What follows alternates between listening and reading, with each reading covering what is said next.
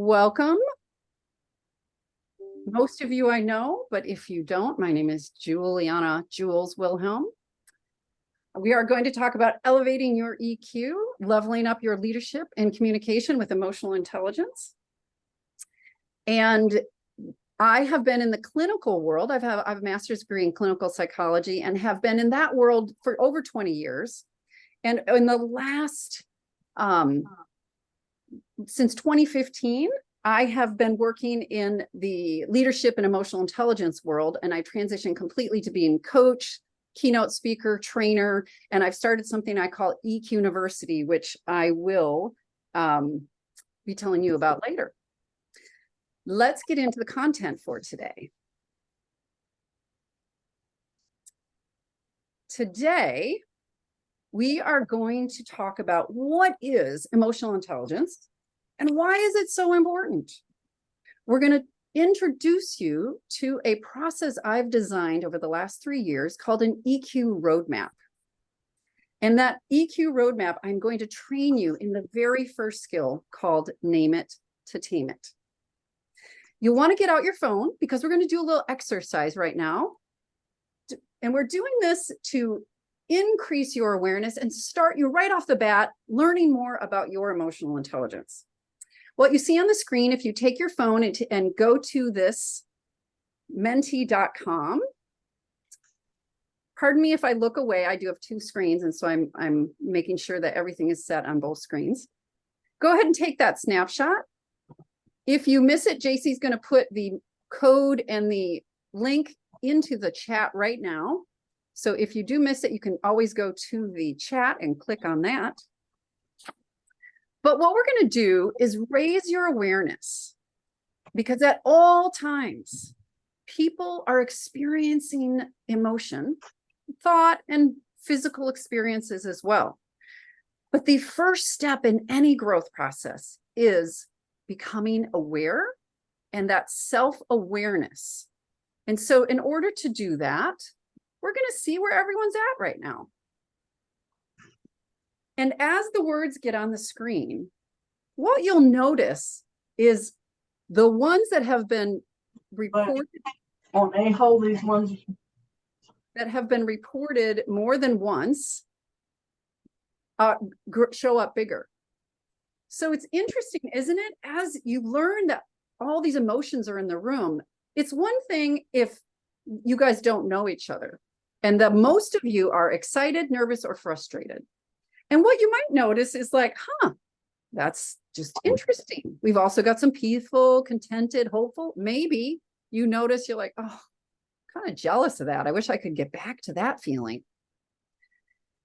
Emotions are information. And whether you're out to dinner with friends or you're gathered at a board meeting, everyone is experiencing an emotion at that time. And emotions crack the window and help us see people differently. Now, you identifying your emotion increases your self-awareness of where you are right now. And I have a question going to the next slide. What was this like? Well, that's not the end of the presentation, so let's go back.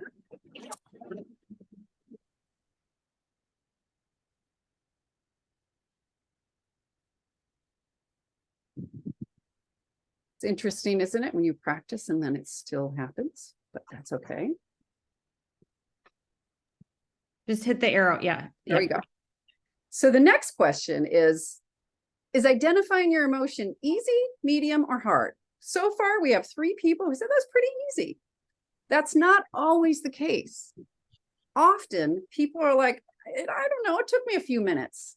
Even yesterday, I was talking with a friend and I was kind of saying, I feel tired. No, I feel angry. No, actually, what I'm feeling is nervous. And I didn't even get all 3 words out my mouth completely before I was able to name the one that really fits. And this is really important because the closer we get to naming it, the more information our brain gets and the more relaxed our brain gets. And so participating in experiencing that can just raise your awareness about what it's like to do that work at any one time and be curious about yourself. So in the larger picture, thank you for participating. I know that working with emotional intelligence and learning it can be vulnerable. It can feel a little bit like you're exposing a part of you that you don't normally, which actually we are, but I want to make it as safe for you as possible. And so anytime I ask a question or do anything, I want you to know it's challenge by choice. If you feel like doing the exercise, do it. If you don't do it. It's all to just raise your awareness and help you grow, even in this seminar. So what is emotional intelligence? This is an academic, research-based image of what emotional intelligence is. It is a combination of things, of self-awareness, which we just practiced a little bit, the empathy, the ability to be connected to others and be with them and their emotion, motivation, how we use our emotions for energy to move us toward or away from things, self-regulation, which is all about when emotions come in, I can process them and I don't react to them. It's that I get the information and then use that rather than letting the emotion pull me in some way where I might later regret something I've said. And so it's all about then the social skills, knowing this about other people.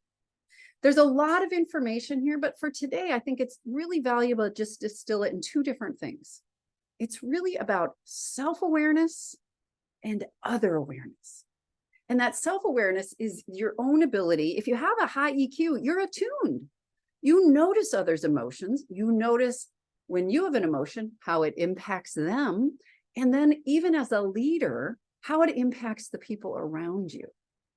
So then there's this other awareness where you are able to see, identify, understand, and influence others' emotions. If you're leading anyone, a team, a family, a little league, wherever you are around people, you are influencing them with your capacity to see and validate and be with them in their emotions. Now, emotional intelligence is so important.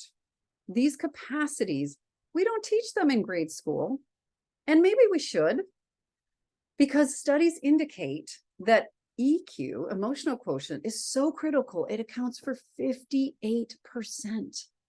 58% of performance in all types of jobs, my friends.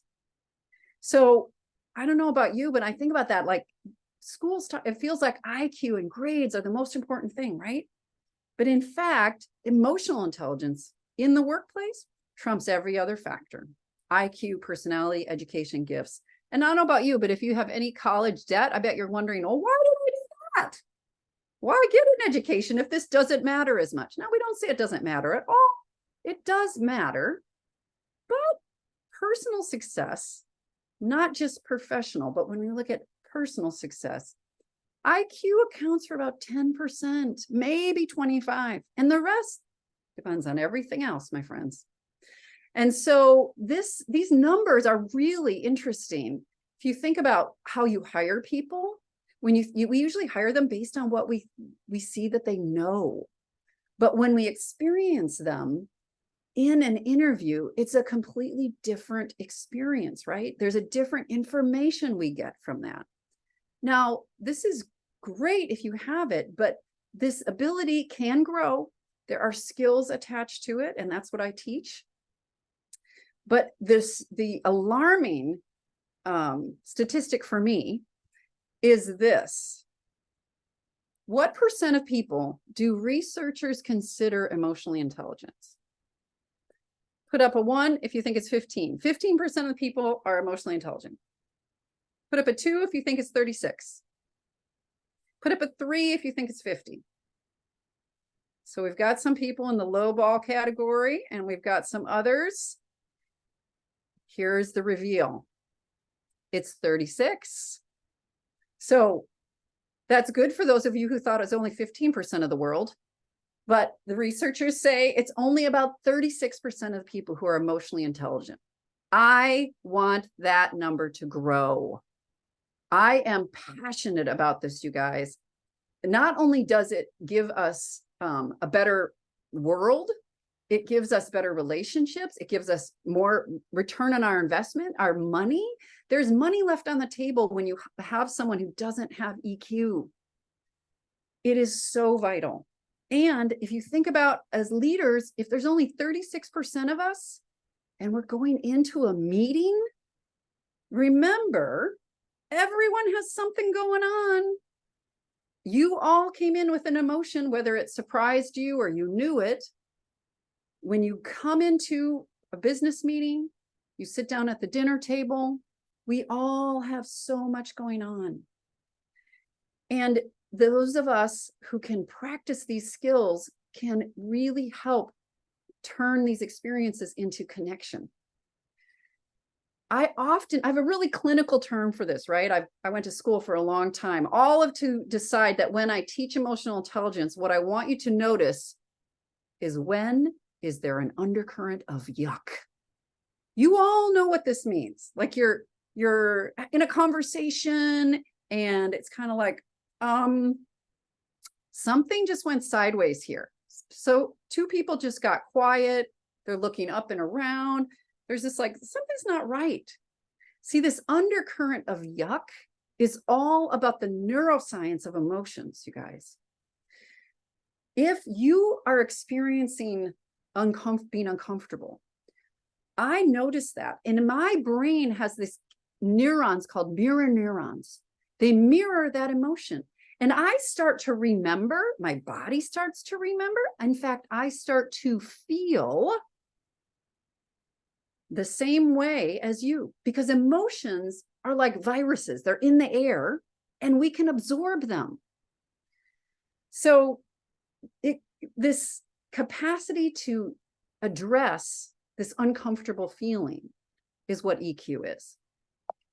If you're thinking about it in just sort of a poetic way, I like to think about EQ like this. People will forget what you said.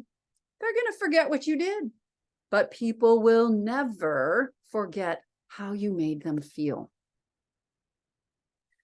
Wouldn't it be great to have the skills to handle the undercurrent of yuck?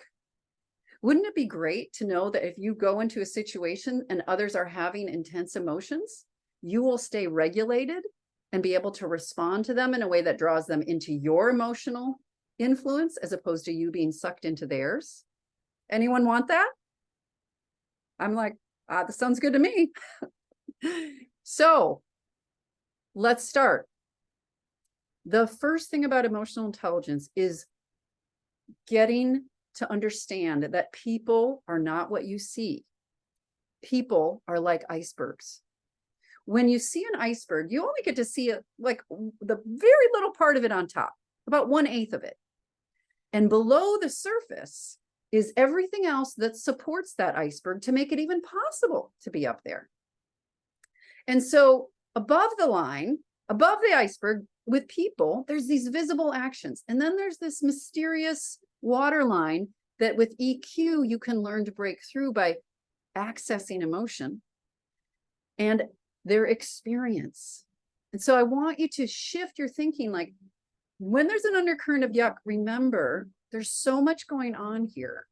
How can I get curious? I'm going to play a video for you. Actually, JC is going to take over my screen because we're having a little bit of technical difficulties with my sound. So we're going to switch over to her computer and she's going to play this video. During this video, I'd like you to think about what story impacts you the most. And as you realize that, I'd like you to put it in the chat. Again, challenge by choice. But I'd love to see what stories. Go ahead, JC. There is no words to this. It's only music. Oops.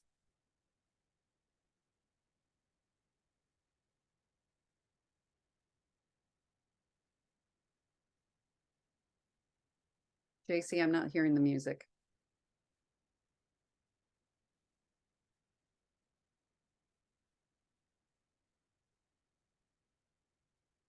Okay. Hold on. I think I had to unmute myself. Sorry. Ah, you were muted. Gotcha.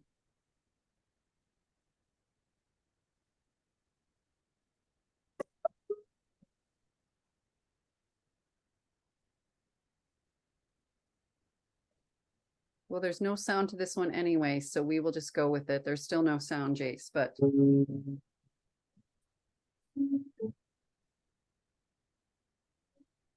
watch the people as the words come across the screen.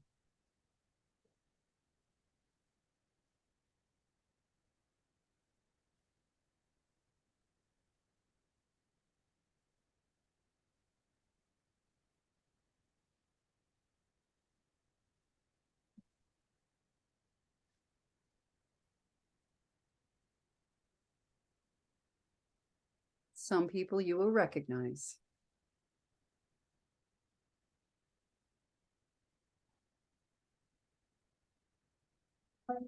In yourself.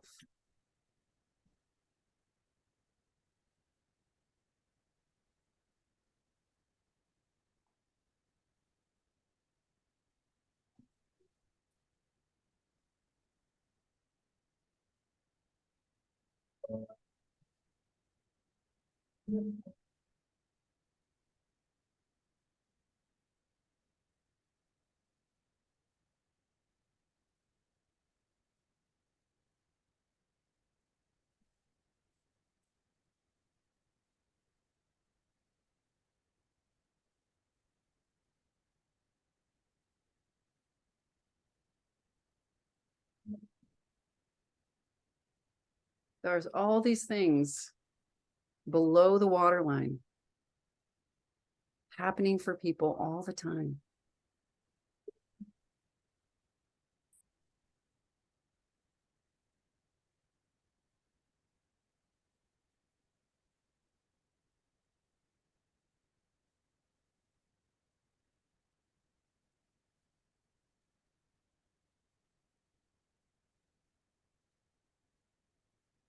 So as you're allowing these stories to impact you, I'd like you to go to the chat and put the story in, and if you'd like, the emotion that it raises in you. Challenge by choice, the story and the emotion. Let me share my screen, Jace.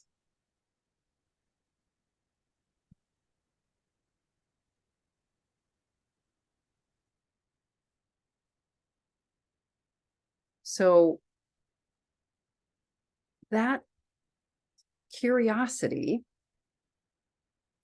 this Chick-fil-A commercial reminds us about how much is going on for people at any one time. And I think increases our capacity to be able to be empathic and curious about others. So the first skill in EQ is all about your posture of curiosity. When you see a visible action, you know there's more to it. So we're going to try on being curious first, because this goes a long way, because you communicate with your body and your presence more than with anything else. And so here's some pictures of people being curious. So if you could just put your body, I know some of you are not on, you turned off your video, but if you would like, I'd love if you could turn on your video and sort of just show us your curious posture. What happens when you decide, like, look at these people, they all kind of look curious. What do you look like? I see some people, like, you lean forward, right? Some of you kind of sit up a little bit straighter, and there's sort of a different kind of like movement, right? So this is one kind of curious, and your body now transition to this kind of curious. This is the kind of, it's like, this almost looks like, yeah, so I'm curious, but there's a lot of judgment and withholding in this kind of curious, right? So put your body in this position now, where you're like judging. Yeah, there's kind of a tilt of the head. I see some people look like this woman up here in the corner. There's a different feeling in your body, right? How does your body feel? Mostly tense, a little shut down sometimes. So you have the ability to invite and create connection and curiosity with your body posture. So I want to shift you back to this. So get back into this, shake off the judgmental curious, and get back into the truly curious, leaning forward, eyes open. Like give me a look like you're hanging on every word. You can't wait for what's going to come out of my mouth next. This is brilliant. Eyes open. Yes, here we go. Now I want you to hold that posture with your body. And the words that go with that is, tell me more. There are variations on this, but the muscle memory in the work that I do is that when we start to get curious, the only thing that we say first is, could you say more? Could you tell me more? And it's always with a question mark. We offer it gently as a curiosity. And so I know you're not on speaker, but if you all could just try on, like, how would you say, I'm curious, or can you tell me more about that? Just say it out loud. How would you respond if you're just like, uh-oh, there's an undercurrent here, or uh-oh, I'm something really curious. Just how would you say it? Because we all have our own way to say it. I have coached with a person who manages construction sites, multi-million-dollar construction sites. People come in, the workers are angry and hot, and they're based a lot of, 4-letter words. And all the work that I've done with him, he says, this is the thing he uses the most. He says, is there more? And then they go on and on and on. He said, is there more? And they go on. And is there more? Like, no, boss, thanks, got it. He's like, most of the time, I don't even have to give them an answer. They sort of work their way through it and to be like, oh, I guess this is how it is. I think he'd do it differently if he could. And it's over. So you got your body, right? And now you got your words. Now I'm going to give you a couple things to think about. And I'm going to ask you what it's like to say your version of tell me more. If an acquaintance says to you, I'm thinking of moving. Easy, medium, hard on the screen. Easy, like really easy. I can say, I'm curious, or medium, or really low, like that's really hard to say. Okay. Now, what if your spouse, your partner says, I want to buy a new car? That's got some more information in it, doesn't it? So is that easy, medium, or hard? To be curious, to say, oh, tell me more. So we got a medium, okay. For some of us, that's harder than others. Let's dial up the heat, guys. The spouse says, I don't want to go for dinner with you and your husband, or with your boss and her husband.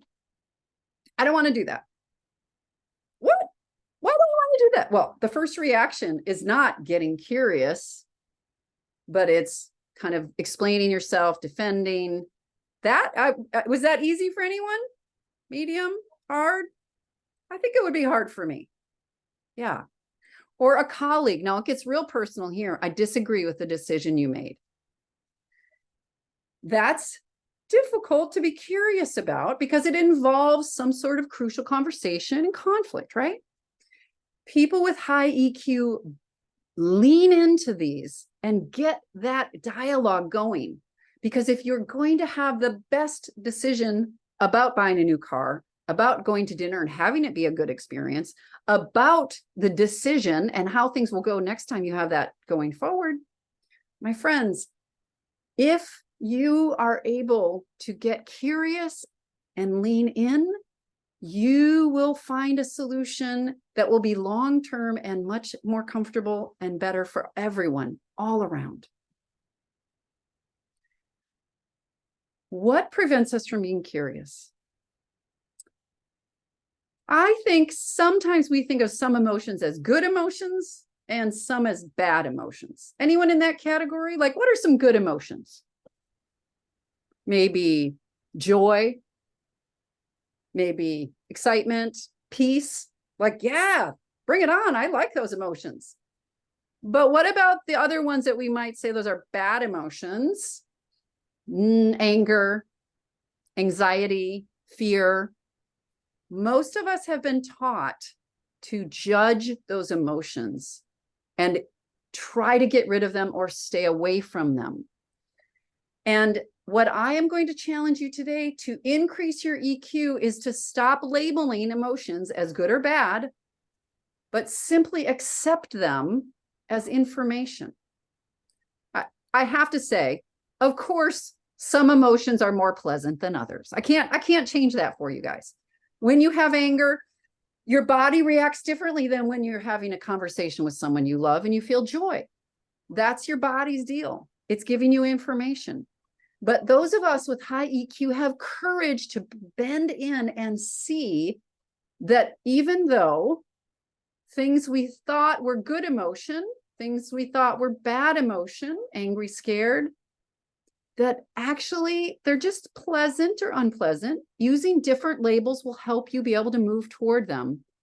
Because at the end of the day, emotions are information. If you've never heard that before, I want you to take a minute and absorb that. Emotions are not good or bad. They're information.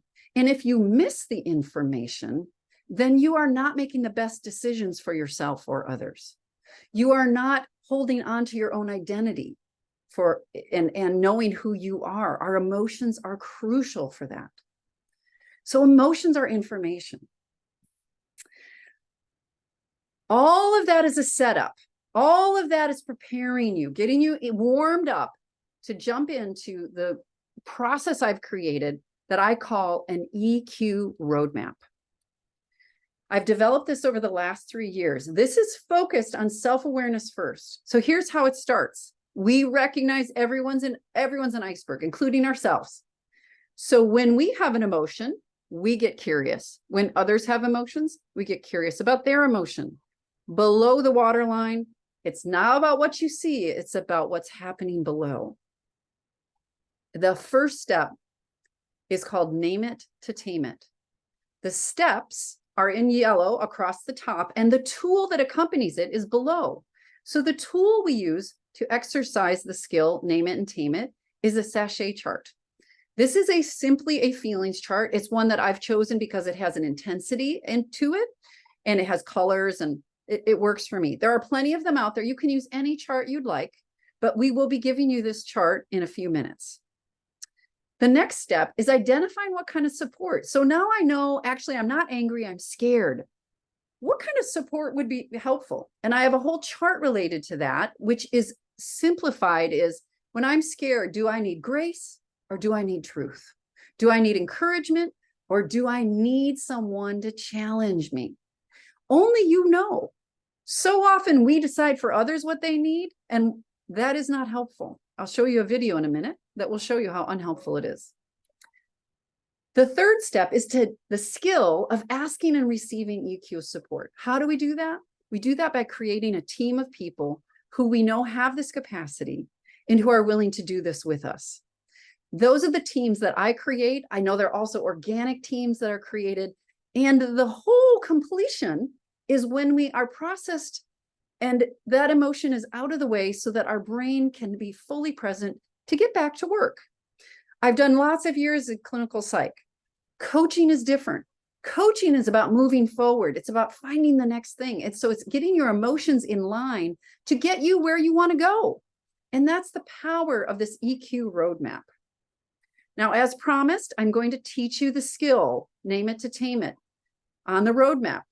I've taught you about getting curious, getting your body in that place. The first thing that comes out your mouth is TMM, not TMI, TMM. Tell me more. Is there more? I'm curious. Those are all things that you want to work into your system to be like a muscle memory, a response. Ooh, something's happening here. I'm going to lean in and get curious. Then the skill, Name It to Tame It, and the sachet chart. So let me take the sachet chart and pull that apart for you to see how it works. I know I put you in a little bit of a situation at the beginning when I asked you to identify your emotion and you had no tool in front of you. And many of us, and I will say most of us, when we start this, I say, how are you feeling? Well, I feel bad or I feel good. We've got two emotions, bad and good, and they're not very descriptive. And as we learn to expand our emotional vocabulary, we learn to see and know ourselves better, and that emotional regulation happens more quickly. Let me show you how this works. So with the chart, you just look across the top in the black boxes. You say, okay, what sort of category I'm in? So I think I'm I'm a little sad. Okay, so I'm sad. So you know that you're sad and you pull up the chart and then you say, let's look down the chart and be like, feeling a little low is different than feeling defeated and crushed. Do you get what I'm saying? It's very different information. Let's take the next one, anger. If you're a little bothered, that's one thing. If you are explosive, that's another. The thing is, if we look at the emotions in their when they're not that intense, we're usually able to metabolize them, to process them a little bit easier. And so we use this tool because research says you need access to 30 words to identify your emotion to help you emotionally regulate. Because as you say, I feel bothered versus I feel irate, it does something in your brain. It's like, oh, that's what's been going on in this crazy, my emotional part of my brain. And I can shift into the part of my brain that can be logical and set out a path of when I feel uncomfortable, how do I handle that? I could leave, I could stay, I could say something. I have options. And so it actually kind of turns your brain into a thinking experience again. Because if emotions are information, the way that we access them and move through them is by allowing them to flow. This roadmap and your invitation with what you say and how you say it all bring you back together to allow the process to clean out the emotions so that it's no longer taking up space inside of you. Just like water, if it's frozen, the ecosystem changes. Fish and other things cannot live there, at least not in the same way. If a beaver dams it up, you get algae and there's different kinds of things that grow. And so emotions need to flow to be able to be at their healthiest. This goes all the way back to Freud, my friends. I didn't make this up. I was so thrilled to see this, that Sigmund Freud, the granddaddy, unexpressed emotions will never die. They're buried alive and they're going to come forth later in uglier ways. I think most of us have experienced that. This cost of unprocessed emotions is like this. I hope I'm not the only one. Does anyone else have a closet like this, a linen closet, or like your old kid's toy closet or your storage closet? When you open it up, things come piling out, right? It's like that when you've got your closet stuffed full of angry experiences and you're a little bit irritated and you crack that, sometimes it comes rushing out and then you're hijacked by those emotions. Or the cost of keeping those emotions behind the door takes up excess energy. If any of you have a Mac, you're familiar with this spinning beach ball of death. That means there's a a software issue trying to get to the hardware. And it's thinking, but there's no result. And this can go on if any of you have ever experienced this. It takes up space. So what do? We begin to notice when we are hijacked. When you have a reaction, an intense emotion to yourself, something in you or something in others, all the blood literally drains out of the thinking part of your brain into where you feel, because that's the part, frankly, that keeps us alive. Being afraid keeps us alive when there's emotion in the woods and we find out, oh, it's a saber-toothed tiger. Oh, actually, it's just a chipmunk. Because I grew up in the woods of northern Wisconsin and there were chipmunks everywhere, but there weren't snakes. But when I went to Texas, there were snakes. So that little squiggle in the grass meant something different to me because my emotional body is ready to keep me safe. Now, we don't usually have to keep ourselves safe, but our body and our brain don't know that. And so what we do is, again, we start with this awareness. In the class that I teach, we track when you get hijacked, and then we explore what is your go-to response.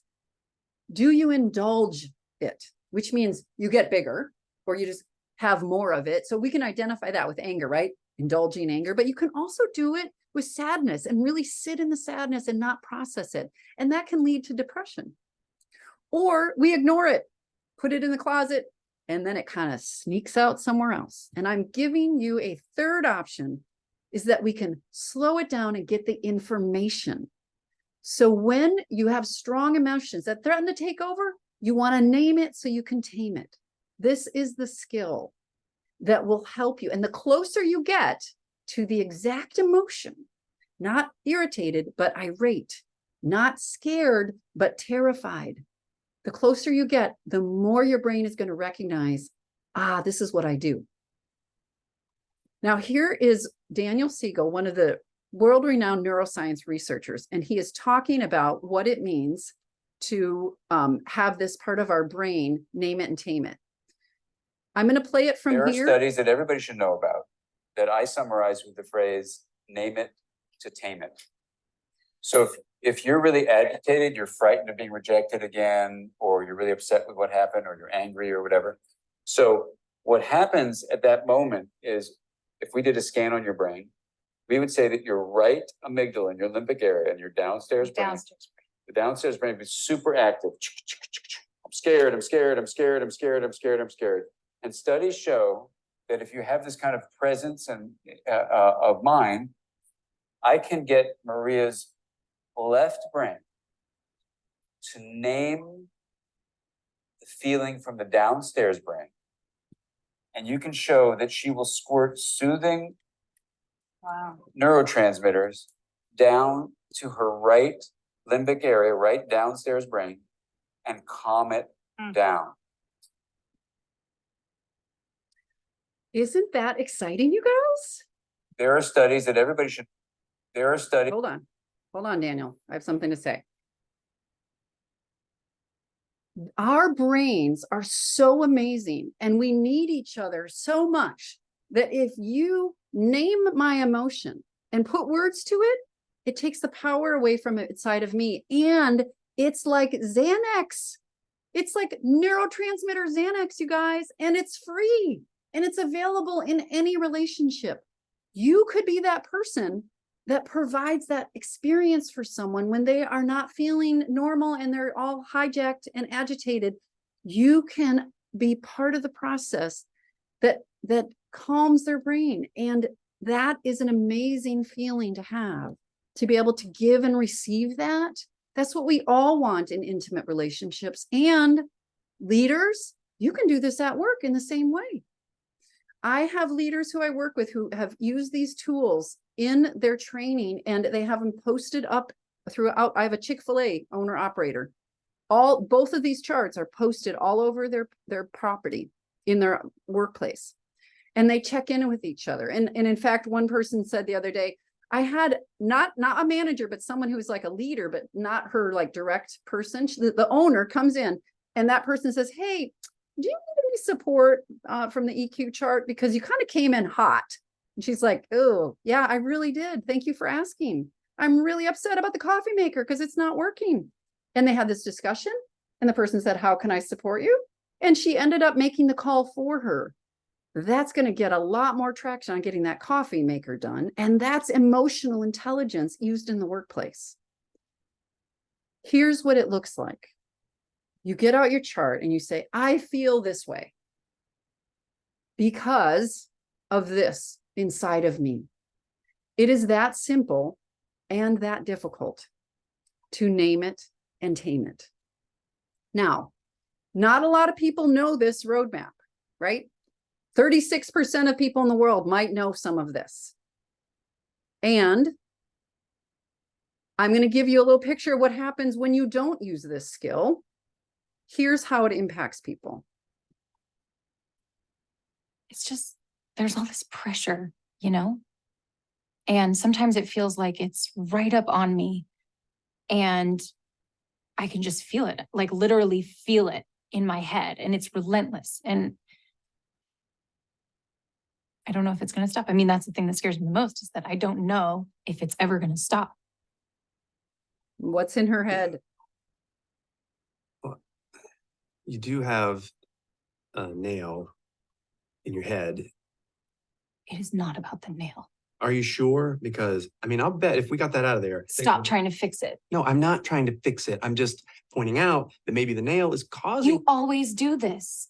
You always try to fix things when what I really need is for you to just listen. See, I don't think that is what you need. I think what you need is to get the nail I'm out. not even listening now. Okay, fine. I will listen. Fine.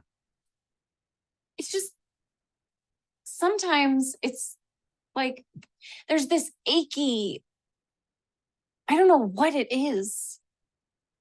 and I'm not sleeping very well at all. And all my sweaters are snagged. I mean, all of them. That sounds really hard. It is. Thank you. Ow! Oh, come on. If you would just Don't. Try to see things my way. Keep on until I can go on.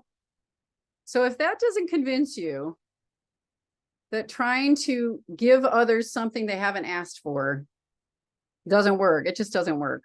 I don't know what will. And the truth is, people do not care how much you know until they know how much you care. It is an age-old truth. And it's the same at home and personally as it is in business. Demonstrating this first is what creates that connection and the safety for the brain to do the hard work of other things. There is another example of what it looks like when it's done right. This is Brené Brown, who, if I ever grow up, I want to be Brené Brown. This is her video talking about empathy.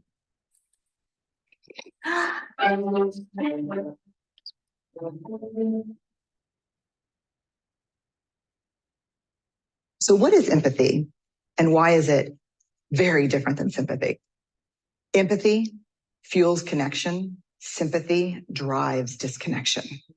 Empathy, it's very interesting. Teresa Wiseman is a nursing scholar who studied professions, very diverse professions where empathy is relevant, and came up with 4 qualities of empathy.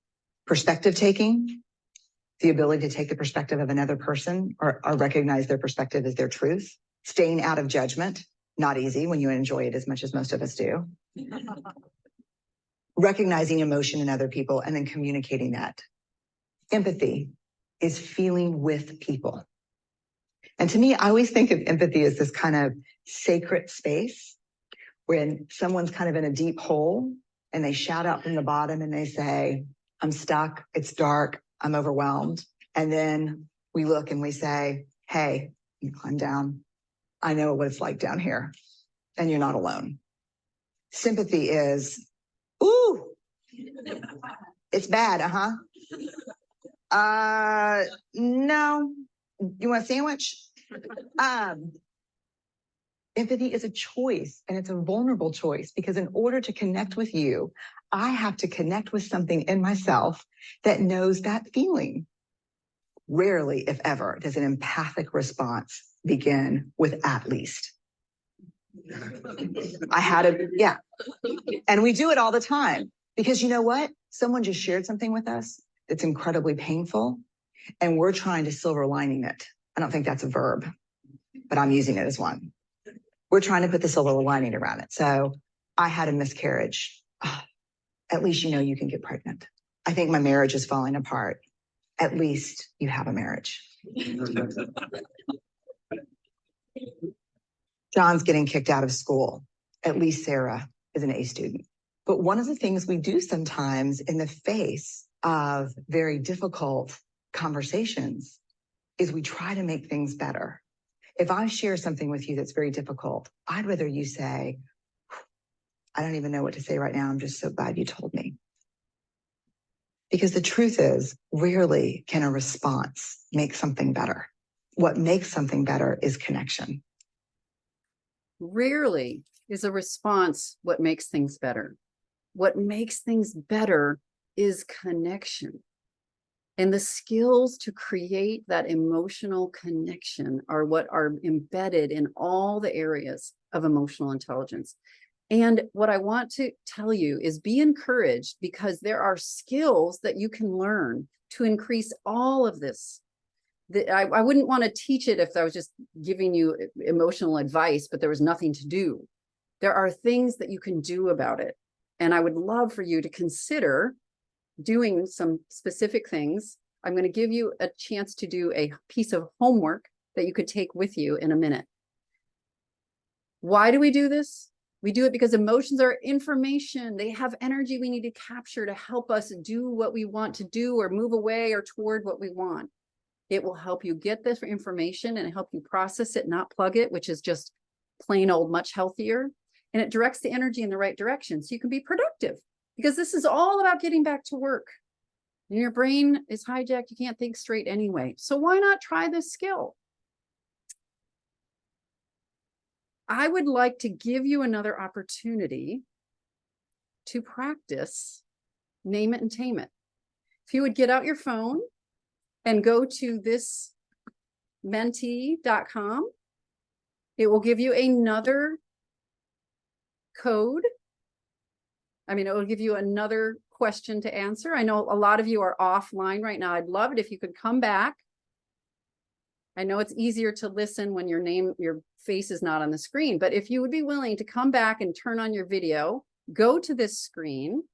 JC, could you please also put it in the chat so people can grab it if they want to?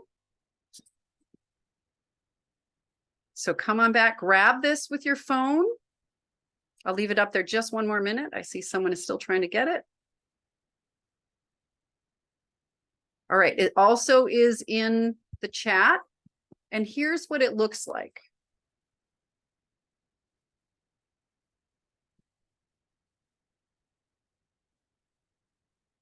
So now we're at the close. What emotions are you experiencing now? And you have the tool in the chat. You can go and there's a PDF of the sachet emotional vocab sheet and go across the top and then down. All right, we've got a couple big joy and content here. Calm. Tired, exhausted.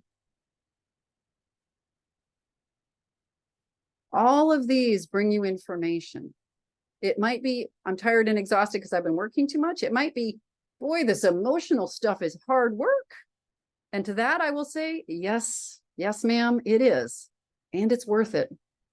It's worth it because it does, in the end, make a better life for you and those people around you. I'm excited to know someone's inspired. That feels fabulous, encouraged, joy. Now, the next slide, oops, we got a few more. I'll wait one more minute. This is just really fun to see where that in the course of an hour, your experience can change. What you listen to and what you take in matters because it addresses your emotions. Got some thumbs up there. So now, what is your takeaway from today?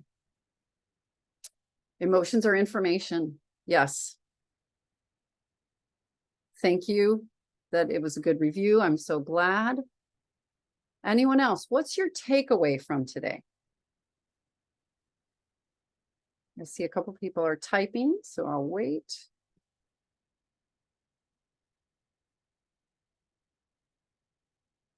Thank you for the feedback.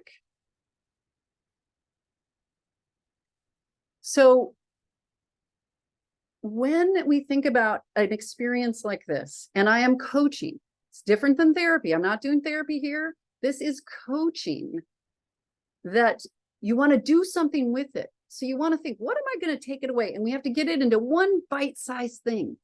So with what you put on the screen, what kind of goal could you set for yourself? If like rarely does a response help, connection helps, you might track yourself like once a day, be like, huh, did I move toward connection or did I give answers? And how did that affect people? We might do this with certain people, like our kids or our partner or something like that. So I would challenge you to think about, how am I going to apply this material? Because I get excited about actual change. I want to see people become different. JC is going to put in the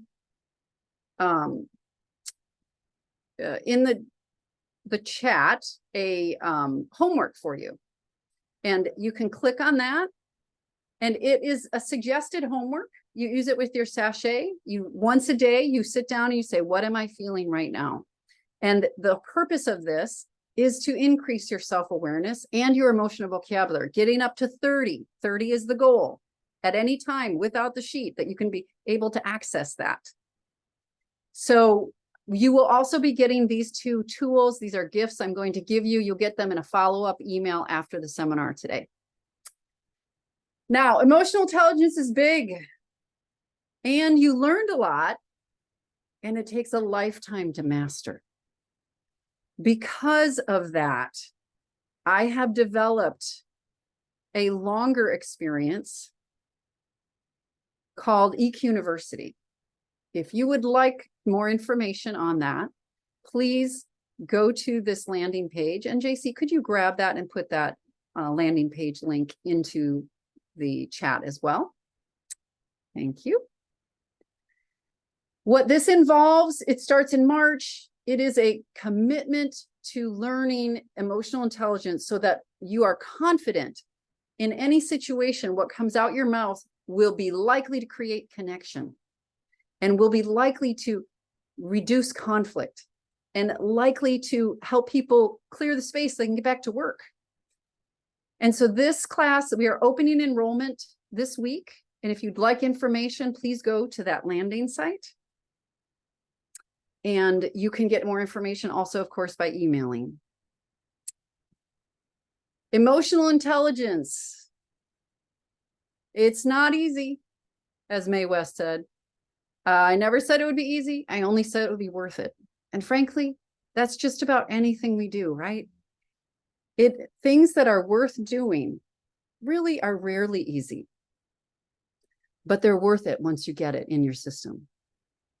So thank you so much for joining me today. I would be happy to take questions. If anyone has one, you can either put it in the chat, or we're a small enough group now, you could unmute and we could chat voice to voice if you'd like, if you have a question or anything else for closure.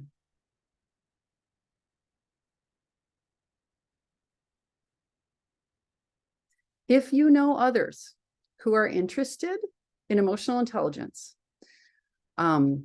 this applies. I work with a lot of managers. I work with salespeople. I've done work in real estate, marketing, insurance. It applies for any customer service. If you know of people who you think would benefit from this or the EQ University, please feel free to pass along the information. And also, since you've signed up for this webinar, you will be getting this webinar and all the next 2 webinars sent to you so you can access them and use them, in any way that you'd like for education or for your own personal growth or for your family. And I really hope that you do. So if there are no questions, I will say thank you for coming. It's lovely to see you. I want to change the world with this, you guys. People who have been in this program are like, I respond so differently now. I don't react, I respond. I'm not cleaning up my messes. I'm like creating connection and resolving conflict so much easier. So my goal is 1.1 million people by the time I retire. I'd like 1.1 million people to get this information and practice it or be taught by someone who I have taught. And so I just really believe we can make the world a better place, one conversation at a time, if we learn these skills. Thank you so much for your attention. Have a great day. Bye, Pablo. Bye, Carrie.